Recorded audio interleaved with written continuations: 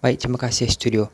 Assalamualaikum dan salam sejahtera. Saya kini berada di jalan utama berhampiran dengan UTM Johor Bahru.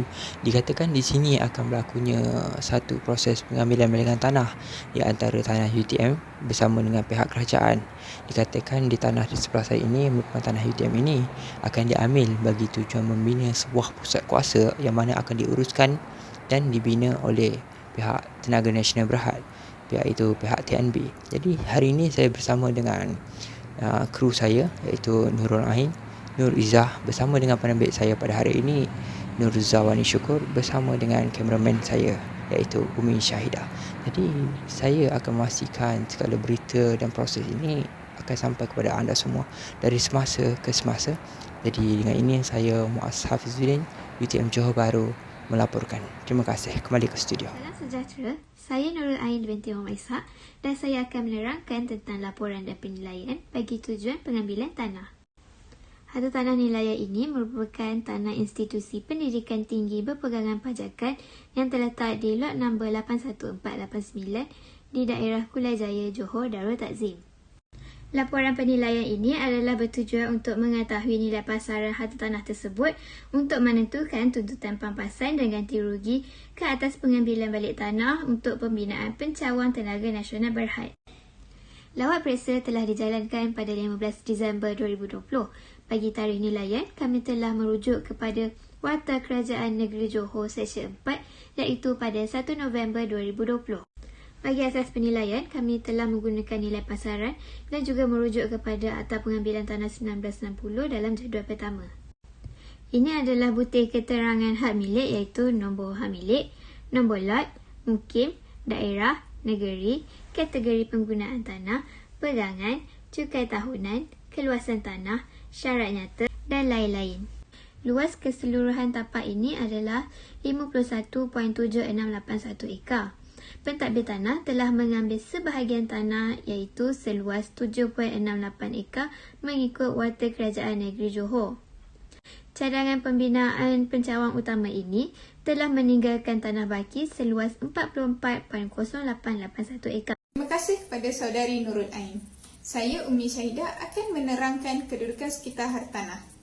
Persekitaran hartanah terdiri daripada bangunan institusi pendidikan tinggi dan juga ladang kelapa sawit. Seperti dalam gambar rajah di sebelah ini menunjukkan terdapat Taman Sri Skudai, Taman Sri Puteri, SMK Skudai dan juga Balai Polis Johor Bahru yang terletak berhampiran dengan kawasan yang akan diambil ini. Manakala bagi pusat pentadbiran dan juga pusat perniagaan utama bagi kawasan ini adalah Bandar Johor Bahru. Seterusnya ialah kemudahan.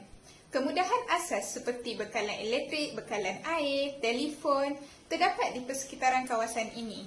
Manakala kemudahan pengangkutan seperti bas dan teksi turut terdapat sepanjang jalan Skudai dan penempatan berhampiran harta tanah tersebut.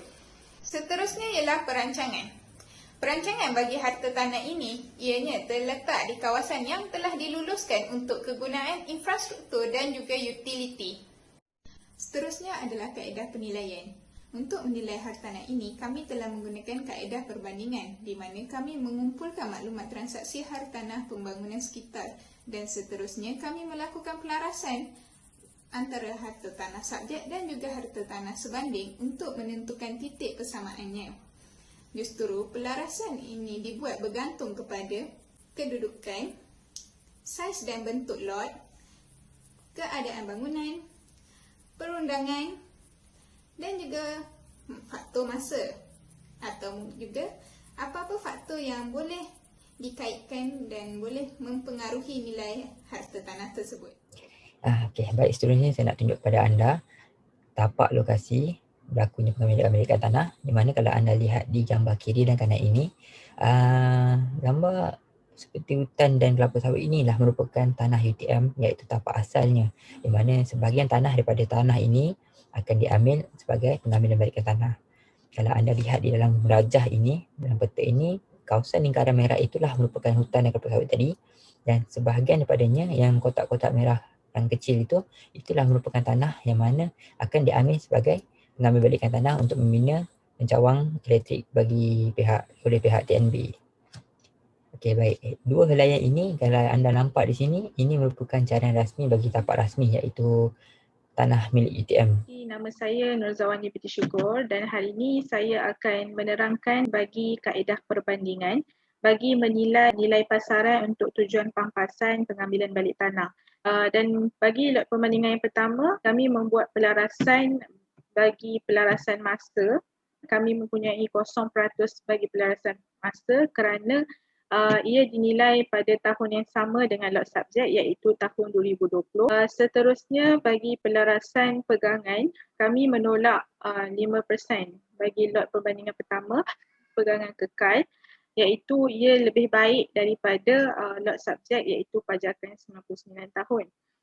Bagi seterusnya bagi kedudukan kami menambah 10% kerana bagi lot perbandingan pertama ia terletak di lapisan pendalaman di mana lot subjek merupakan lapisan pertama iaitu lebih baik daripada lapisan pendalaman. Bagi luas lot kami menambah 10% bagi perbandingan pertama lot perbandingan pertama luas lotnya adalah lebih kecil berbanding lot subjek. Seterusnya bagi zoning kami menolak 10% kerana zoning industri merupakan zoning yang lebih baik daripada institusi pendidikan. Total kepada jumlah pelarasan adalah 5% dan nilai pelarasan adalah sebanyak RM13,339.31 dan setelah ditambah dan ditolak ia tinggal RM280,125.42 dan jumlah keseluruhan adalah RM5,325,184.20. Seterusnya bagi lot perbandingan yang kedua merupakan lot 435. Bagi faktor pelarasan masa juga kami tidak menolak atau menambah kerana tarikh nilaian adalah pada tahun 2020 di mana sama dengan lot subjek. Dan seterusnya bagi faktor pegangan kami menolak 5% kerana lot perbandingan kedua merupakan jenis pegangan kekal. Untuk lapisan kami tidak menambah atau menolak bagi faktor ini kerana ia merupakan lapisan yang sama dengan lapisan lot subjek iaitu lapisan pertama. Seterusnya untuk luas lot kami menambah 15% kerana luas lot bagi lot perbandingan yang kedua merupakan lebih kecil daripada luas lot perbandingan subjek. Jadi untuk zoning pula kami menolak 10% kerana kerana industri merupakan zoning yang lebih baik daripada institusi pendidikan. Jumlah pelarasan adalah 0% bermakna nilai pasaran dan nilai pelarasan juga kosong dan kami mendapat nilai seekar iaitu RM1,247,824.89 dan jumlah keseluruhan adalah RM11,180,511. Seterusnya, saya Nur Izzah akan membuat pembentangan mengenai lot perbandingan 3 dan lot perbandingan 4. Bagi lot perbandingan 3 beralamat di lot 2157 off Jalan Kulai Air Hitam. Manakala lot perbandingan 4 beralamat di lot 2151 Batu 19 Jalan Kulai Kota Tinggi. Untuk faktor pelarasan masa, kami membuat penambahan 5% kerana lot perbandingan 3 dan 4 tarikh nilaian adalah pada 2019 manakala lot subjek adalah pada tahun 2020. Seterusnya kami membuat penolakan 5% untuk pelarasan pegangan kerana lot perbandingan mempunyai pegangan yang lebih baik iaitu pegangan kekal manakala lot subjek adalah pegangan pajakan. Seterusnya 0% bagi kedua-dua lot perbandingan untuk pelarasan kedudukan kerana mempunyai kedudukan yang sama iaitu lapisan pertama seperti lot subjek. Seterusnya kami membuat pelarasan penambahan 10% bagi lot perbandingan 3 kerana luas perbandingan 3 adalah lebih kecil iaitu 15.81 ekar manakala lot subjek adalah 51.7681 ekar. Seterusnya bagi lot perbandingan 4 pelarasan sebanyak 15% kerana luasnya adalah lebih kecil iaitu 8.44 ekar untuk dibandingkan dengan lot subjek. Seterusnya adalah pelarasan bagi faktor zoning. Kedua-dua kami membuat penolakan 5% kerana zoning kedua-dua lot perbandingan 3 dan 4 adalah jenis kediaman, manakala lot subjek adalah institusi pendidikan. Oleh itu, kediaman adalah lebih baik di pasaran untuk dibandingkan dengan institusi pendidikan. Manakala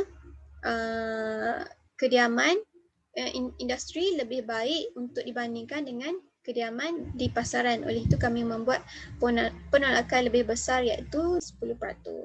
Seterusnya adalah setelah mendapat jumlah pelarasan, kami membuat kadar nilai telaras. Oleh itu bagi lot perbandingan 3 kami mendapat RM11,390,000, manakala lot perbandingan 4 kami mendapat kadar nilai telaras adalah RM6,280,000.